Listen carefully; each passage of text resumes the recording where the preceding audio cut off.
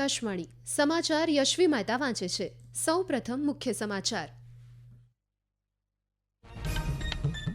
પ્રધાનમંત્રી નરેન્દ્ર મોદીએ કાનપુરમાં 47,573 કરોડ રૂપિયાથી વધુના 15 વિકાસ કામોનું ઉદ્ઘાટન અને શિલાન્યાસ કર્યું.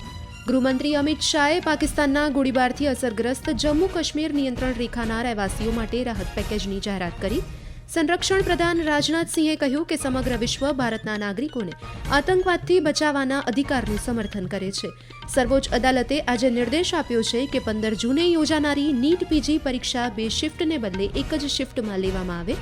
નાણાકીય વર્ષ 2024-25માં દેશનું વાસ્તવિક કુલ ઘરેલું ઉત્પાદન જીડીપી 6.5% વધવાનો અંદાજ. અને આઈપીએલ ક્રિકેટમાં આજે એલિમિનેટર રાઉન્ડમાં ગુજરાત ટાઇટન્સ અને મુંબઈ ઇન્ડિયન્સ વચ્ચે મેચ રમાઈ રહી છે. સમાચાર વિગતવાર. પ્રધાનમંત્રી નરેન્દ્ર મોદીએ આજે ઉત્તર પ્રદેશના કાનપુરમાં 47,573 કરોડ રૂપિયાથી વધુના 15 વિકાસ કામોનું ઉદ્ઘાટન અને શિલાન્યાસ કર્યો. તેમણે ચુનીગંજ અને નયાગંજ વચ્ચે કાનપુર મેટ્રોના નવા કોરિડોરને પણ લીલી ઝંડી બતાવી હતી. સભાને સંબોધતા પ્રધાનમંત્રીએ કહ્યું કે આખી દુનિયાએ ઓપરેશન સિંદૂરના રૂપમાં દીકરીઓનો ગુસ્સો અને પીડા જોઈ અને ભારતે પાકિસ્તાનમાં ઘણા આતંકવાદી ઠેકાણાઓનો સંપૂર્ણ નાશ કર્યો. તેમણે કહ્યું કે ઓપરેશન સિંદૂર દરમિયાન ડરતા દુશ્મને કોઈ ભ્રમમાં ન રહેવું જોઈએ. ઓપરેશન સિંદૂર હજી પૂરું થયું નથી.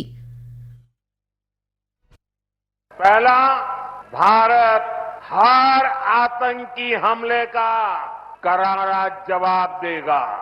दूसरा, भारत अब एटम बम की गीदड़ बप्पी से नहीं डरेगा. तीसरा, आतंकी सरपरस्त सरकार को भारत एक की नजर से देखेगा. શ્રી મોદીએ કહ્યું કે કેન્દ્ર અને રાજ્ય સરકારો આધુનિક અને વિકસિત ઉત્તર પ્રદેશના નિર્માણ માટે સાથે મળીને કામ કરી રહી છે. તેમણે કહ્યું કે માળખાગત સુવિધાઓ અને સંસાધનો જે પહેલા મોટા મેટ્રો શહેરો માટે અનામત હતા હવે કાનપુરમાં પણ દેખાય છે. આ પ્રસંગે ઉત્તર પ્રદેશના મુખ્યમંત્રી યોગી આદિત્યનાથ હાજર રહ્યા હતા. આ પહેલા શ્રી મોદીએ સવારે બિહારના રોહતાશ જિલ્લાના દુર્ગાડીહમાં 48,520 કરોડ રૂપિયાના વિવિધ વિકાસ કામોનું ઉદ્ઘાટન અને શિલાન્યાસ કર્યો હતો. આ પ્રસંગે સભાને સંબોધતા પ્રધાનમંત્રીએ કહ્યું કે બિહારમાં ડબલ એન્જિન સરકાર રાજ્યના સર્વાંગી વિકાસ માટે સતત પ્રયત્નશીલ છે. नबीनगर में एनटीपीसी का बड़ा पावर प्रोजेक्ट बन रहा है. इस पर 30,000 करोड़ रुपया खर्च किए जाएंगे. इससे बिहार को 1,500 मेगावाट बिजली मिलेगी. बक्सर और पीर पैंती में भी नए थर्मल पावर प्लांट शुरू हो जाएंगे. हमें बिहार को ग्रीन एनर्जी की ओर लेकर जाना है. પ્રધાનમંત્રી નરેન્દ્ર મોદીએ આજે ગોવાવાસીઓને રાજ્ય સ્થાપના દિવસ નિમિત્તે શુભેચ્છા પાઠવતા એક સોશિયલ મીડિયા સંદેશમાં કહ્યું હતું કે ગોવાની અનોખી સંસ્કૃતિ દેશનું ગૌરવ છે અને ગોવાના લોકોએ વિવિધ ક્ષેત્રમાં મજબૂત છાપ છોડી છે. તેમણે શુભેચ્છા પાઠવી કે રાજ્ય આગામી સમયમાં વિકાસની નવી ઊંચાઈઓ સર કરતું રહે. કેન્દ્રીય ગૃહમંત્રી અમિત શાહે પાકિસ્તાન દ્વારા કરવામાં આવેલા ગોળીબારથી અસરગ્રસ્ત જમ્મુ કાશ્મીરમાં નિયંત્રણ રેખાના રહેવાસીઓ માટે ખાસ રાહત પેકેજની જાહેરાત કરી છે. ગૃહમંત્રીએ જણાવ્યું હતું કે હાલના 90,000 ભૂગર્ભ બંકરો ઉપરાંત સરહદી સમુદાયોને સુરક્ષા અને સહાય વધારવા માટે વધારાના પગલાં લેવામાં આવશે. ગોળીબારમાં માર્યા ગયેલા લોકોના પરિવારોને નિમણૂક પત્રોનું વિતરણ કર્યા બાદ પૂંચ શહેરમાં એક સભાને સંબોધતા ગૃહમંત્રીએ કહ્યું કે વહીવટીતંત્ર હાલમાં અસરગ્રસ્ત વિસ્તારોમાં થયેલા નુકસાનનું મૂલ્યાંકન કરી રહ્યું છે. કેન્દ્ર સરકાર અસરગ્રસ્ત પરિવારોને તમામ શક્ય સહાય પૂરી પાડશે.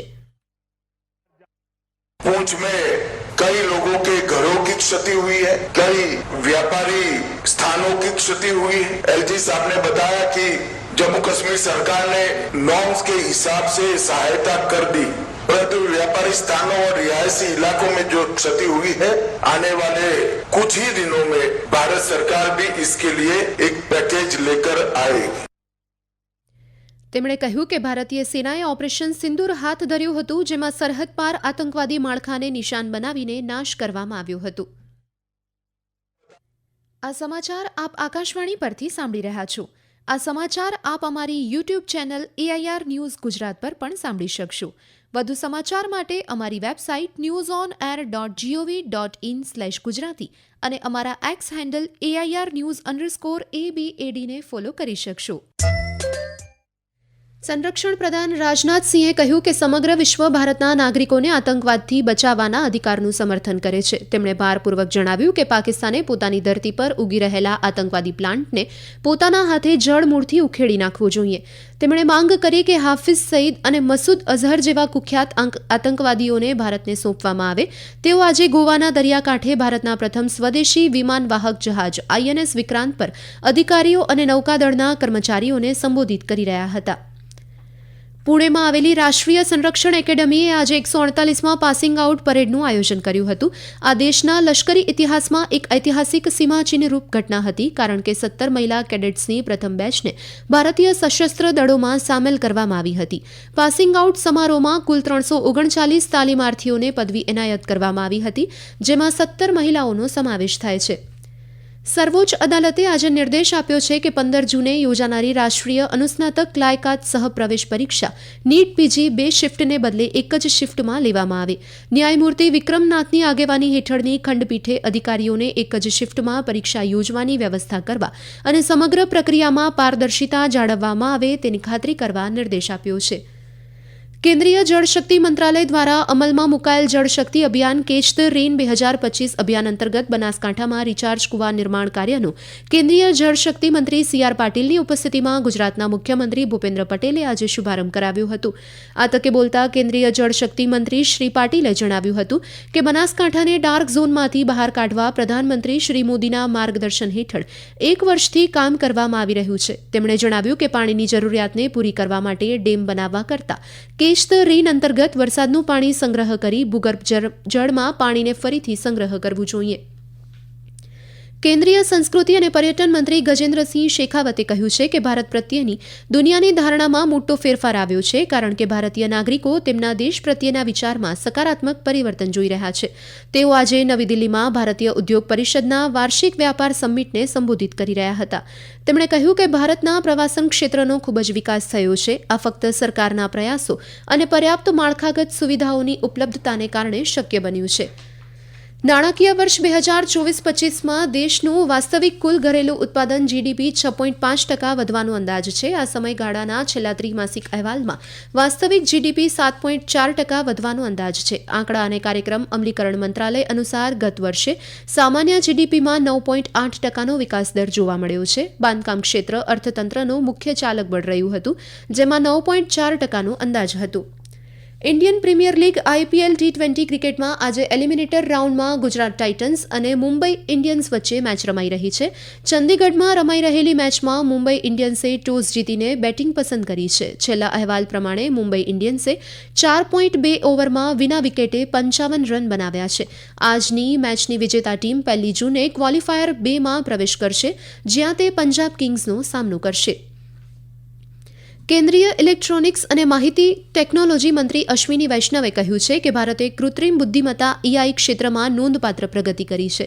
આજે નવી દિલ્હીમાં India AI mission make AI in India અને મેક AI ફોર ઇન્ડિયા કાર્યક્રમમાં બોલતા શ્રી વૈષ્ણવે કહ્યું કે પ્રધાનમંત્રી નરેન્દ્ર મોદી ઈચ્છે છે કે ટેકનોલોજી દરેક સુધી પહોંચે અને થોડા લોકો સુધી મર્યાદિત ન રહે. તેમણે કહ્યું કે આ માટે કમ્પ્યુટર દ્વારા દરેક માટે માહિતી વ્યવસ્થાપન સેવાઓ સુલભ બનાવવી જરૂરી છે. માહિતી અને પ્રસારણ સચિવ સંજય જાજુએ જણાવ્યું કે Indian institute of creative technology IIICT આવતા મહિને મુંબઈમાં શરૂ થશે અને થોડા વર્ષોમાં તેની સંપૂર્ણ સ્થાપના થશે. આજે નવી દિલ્હીમાં શ્રી જાજુએ કહ્યું કે આ સંસ્થા યુવા સર્જનાત્મક લોકોને ટેકનોલોજીની સુલભતા પૂરી પાડશે. અંતમાં મુખ્ય સમાચાર ફરી એકવાર. પ્રધાનમંત્રી નરેન્દ્ર મોદીએ કાનપુરમાં 47,573 કરોડ રૂપિયાથી વધુના 15 વિકાસ કામોનું ઉદ્ઘાટન અને શિલાન્યાસ કર્યો. ગૃહમંત્રી અમિત શાહે પાકિસ્તાનના ગોળીબારથી અસરગ્રસ્ત જમ્મુ કાશ્મીર નિયંત્રણ રેખાના રહેવાસીઓ માટે રાહત પેકેજની જાહેરાત કરી. સંરક્ષણ પ્રધાન રાજનાથસિંહે કહ્યું, સમગ્ર વિશ્વ ભારતના નાગરિકોને આતંકવાદથી બચાવવાના અધિકારનું સમર્થન કરે છે. સર્વોચ્ચ અદાલતે આજે નિર્દેશ આપ્યો છે કે 15 જૂને યોજાનારી નીટ PG પરીક્ષા 2 શિફ્ટને બદલે એક જ શિફ્ટમાં લેવામાં આવે. નાણાકીય વર્ષ 2024-25માં દેશનું વાસ્તવિક કુલ ઘરેલું ઉત્પાદન GDP 6.5% વધવાનો અંદાજ અને IPL ક્રિકેટમાં આજે એલિમિનેટર રાઉન્ડમાં ગુજરાત ટાઇટન્સ અને મુંબઈ ઇન્ડિયન્સ વચ્ચે મેચ રમાઈ રહી છે. આ સાથે જ આકાશવાણી પરથી સમાચાર પૂરા થયા. હવે પછી આપ આવતીકાલે સવારે 7:10 પ્રાદેશિક સમાચાર સાંભળી શકશો.